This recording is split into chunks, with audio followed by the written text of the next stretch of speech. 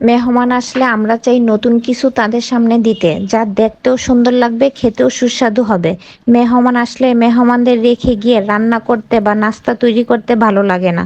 আমি চাই সব সময় এমন কিছু খাবার তৈরি করতে যা আগের দিন বা আসার আগে সব রেডি করে রাখতে পারি, যাতে বাসায় আসলেই ঝটপট তৈরি করে অথবা ভেজে দেওয়া যায়।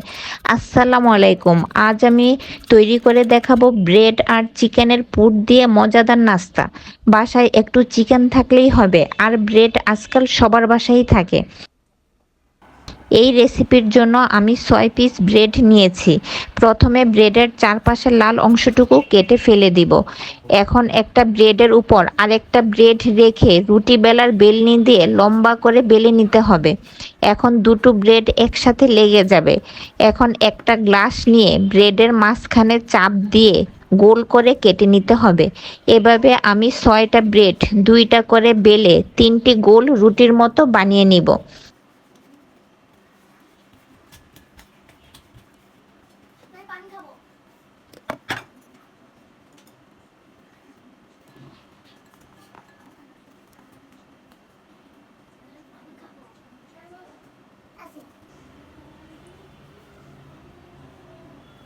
এখন মুরগির মাংস দিয়ে একটা পুর তৈরি করব।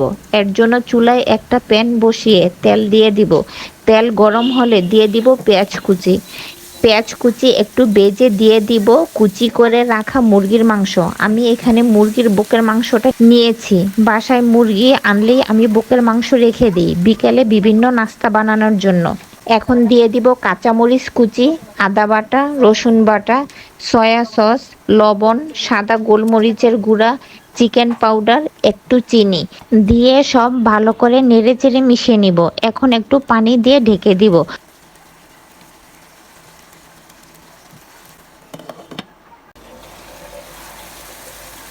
পানি শুকালে ভালো করে নেড়ে দিয়ে দিব একটু টমেটো সস।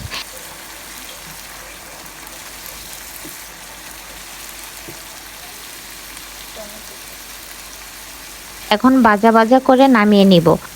আমি এভাবে বেশি করে পুর বানিয়ে বক্সে ভরে ডিপ ফ্রিজে রেখে দিই। এই পুর দিয়ে অনেক রকমের নাস্তা বানানো যায়।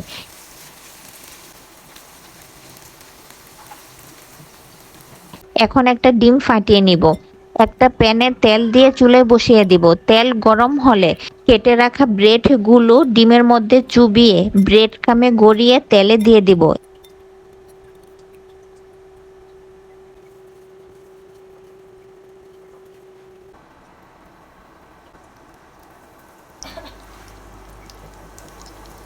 এক পাশ লাল হলে উল্টে দিব। দুপাশ লাল হলে আর পুরির মতো ফুলে উঠলে নামিয়ে নিব।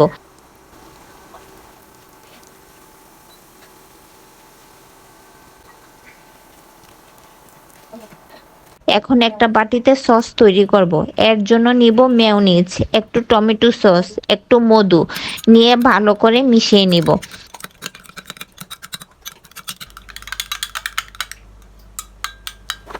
এখন বেজে রাখা ব্রেডগুলো মাঝখান দিয়ে কেটে নিব। কেটে দুভাগ করলে একটা পকেটের মতো হবে। এখন এই পকেটে তৈরি করা চিকেনের পুর ভরে উপরে রেডি করা সস দিয়ে দিব।